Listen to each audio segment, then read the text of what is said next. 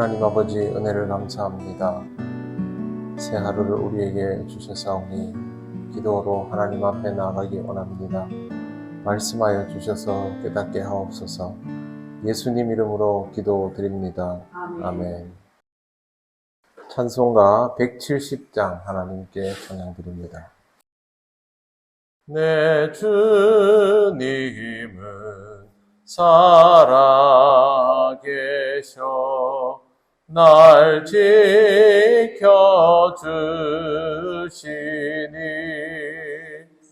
그 큰 사랑 인하여서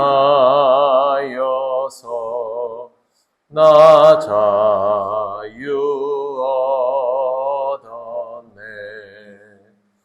나의 구원 되신 주님, 내 소망 되신 주, 항상 나와 함께 하셔 곧 다시 오시리. 나를 거룩하게 하려 주 나를 부르니 주의 은혜 내게 넘쳐 주 뜻을 이루리. 굳센 믿음 나가지고 주 말씀 따르며 주님 다시 강림할 때 날 영접하시리.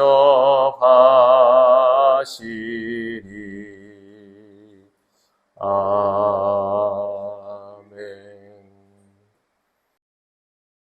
하나님 말씀 누가복음 2장 41절부터 49절까지입니다. 한 절씩 교독하겠습니다. 그의 부모가 해마다 유월절이 되면 예루살렘으로 가더니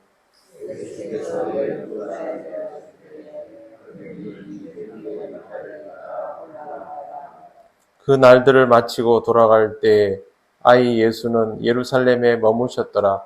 그 부모는 이를 알지 못하고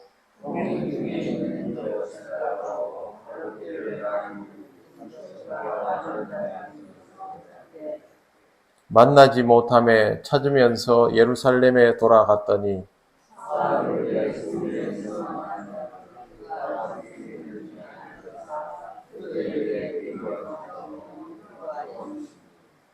듣는 자가 다 그 지치와 대답을 놀랍게 여기더라.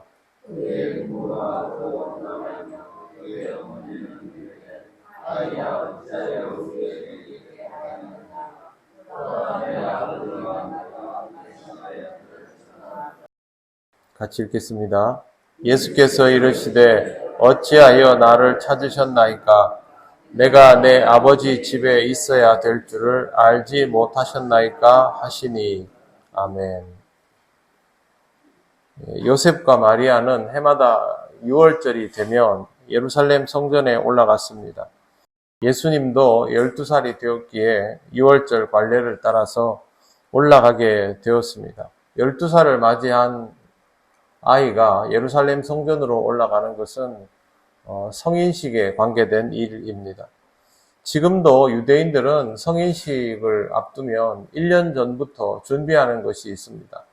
그건 그 아이가 자기가 이제 앞으로 성인이 되면 어떤 삶을 살아가게 될 것인가에 대해서 고민하도록 1년 전에 미리 이야기를 해줍니다. 그러면 그 아이는 부모님과의 질문과 대답을 통해서 자기 정체성에 대한 생각들을 하게 되고 성인식이 되면 사실상 회중 앞에서 말을 하게 됩니다.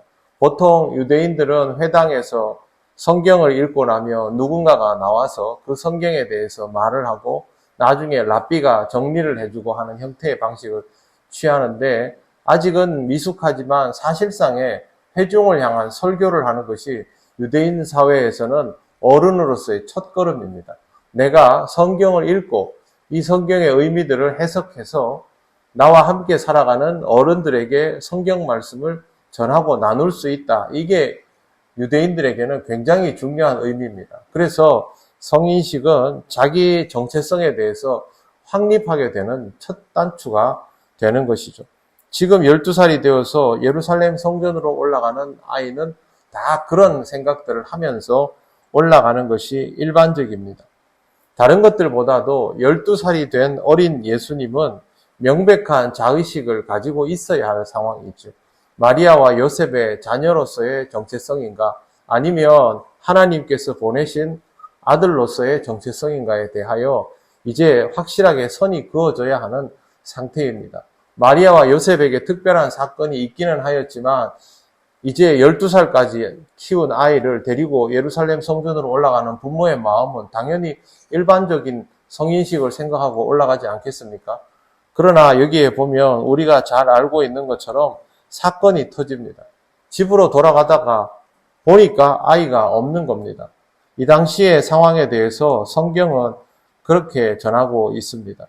43절에 보시면 그 날들을 마치고 돌아갈 때 아이는 예루살렘에 머무셨더라. 그 부모는 이를 알지 못하고. 자식이 없는데 왜 모를까? 44절 동행 중에 있는 줄로 생각하고 하룻길을 간 후 친족과 아는 자 중에서 찾되라고 되어 있습니다.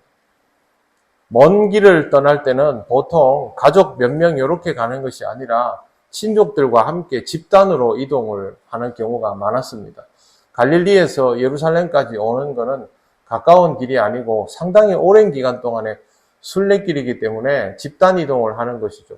그러면 애들은 원래 여기서 뛰어놀고 저기서 뛰놀고 하면서 가끔씩 눈에 보이고 그러다 보면 당연히 따라오는 줄 알고 있죠. 다른 아이들도 우르르 몰려다니고 하면 저 머릿속에 애가 있겠거니 그러고 가는 겁니다. 그런데 가다 보니까 예수님이 없었습니다. 가던 길을 멈추고 예루살렘으로 돌아갔는데 46절을 보면 사흘 후에 성전에서 만난 즉이라고 되어 있습니다. 예루살렘에 돌아와서 3일 동안 못 찾은 것이죠. 이렇게 3일 정도 못 찾으면 이건 거의 애를 잃어버렸다라고 받아들일 수 있는 상황입니다. 정말 힘들게 찾았는데 예수님은 성전에 있었습니다. 성전에서 선생님들 중에 앉아가지고 묻고 듣고를 하는데 47절 듣는 자가 다 그 지혜와 대답을 놀랍게 여기더라. 12살 성인식 하러 와서 어렵게 집에서 준비해 와가지고 회중들 앞에서 서투른 표현으로 설교하는 그 아이가 아닌 것이죠. 이미 예수님은 그 당시에 성전에 있는 랍비들과 함께 토론하고 대화하면서도 사람들이 경탄에 맞이할 정도, 그런 정도의 실력을 갖추고 있는 바로 그런 존재였습니다. 하지만 부모의 입장에서 그런 거 중요하지 않죠. 애를 완전히 잃을 뻔했다가 찾았는데 그게 무슨 상관이 있겠습니까? 48절에 보시면 부모가 보고 놀라며 그의 어머니는 이르되 아이야 어찌하여 우리에게 이렇게 하였느냐. 너 잘못했다 이거죠.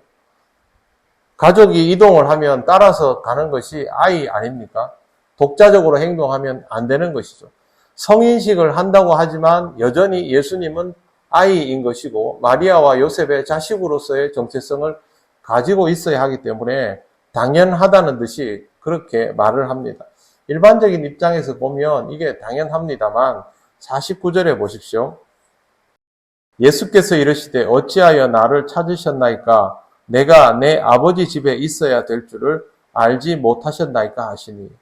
예수님께서 머물 곳은 그곳이 아니라 원래는 여기다라는 거죠. 하나님 아버지의 집에 있어야 한다는 것. 그게 예수님의 정체성입니다. 마리아와 요셉은 부모의 관점에서 말하였기 때문에 자식으로서 대답해 주기를 바랐을 겁니다. 죄송합니다. 제가 여기에서 열심히 말씀을 주고받다 보니 깜빡했습니다. 이렇게 대답을 해야 맞겠죠. 하지만 예수님은 그런 관점에서 말하지 않고 하나님의 아들의 관점으로 말씀하고 있는 것입니다. 왜 그러냐 하면 예수님의 정체성이 바로 하나님의 아들이기 때문에 그렇습니다. 지금은 육신을 입고 이 땅에 와서 사람의 아들로서의 성장기를 거치고 있지만, 그래서 12살이 되어서 성인식을 하러 왔지만 실질적인 예수님의 정체성은 사람의 모습을 하고 있음에도 불구하고 하나님의 아들이기 때문에 그래서 지금 이렇게 하고 있는 겁니다. 예수님은 세상적인 성인식에서 세상의 아이와 전혀 다르다라는 것을 이렇게 명확하게 보여주고 있는 것입니다. 매우 인간적인 어린 시절을 보내셨지만 그 경험은 다른 사람들과 별로 다를 바 없겠지만 실질적인 정체성은 전혀 다른 분이 바로 예수 그리스도입니다. 우리는 예수님께서 한 인간으로 이 땅에 오셨다는 사실과 그러면서도 본질적인 정체성은 하나님의 아들이다라는 이 두 개의 사실을 계속 붙들고 가면서 예수 그리스도를 볼 수 있어야 합니다. 그래야만 예수님을 더 입체적으로 만날 수 있기 때문입니다. 누가복음에 예수님의 어린 시절을 굳이 다른 복음에는 없는 걸 실어 놓은 이유는 바로 이것입니다. 세상에서 우리와 똑같이 살지만 다른 정체성을 가지고 있기 때문에 우리를 하나님에게로 온전히 인도하실 수 있는 분, 그분이 바로 예수 그리스도이시다라는 것입니다.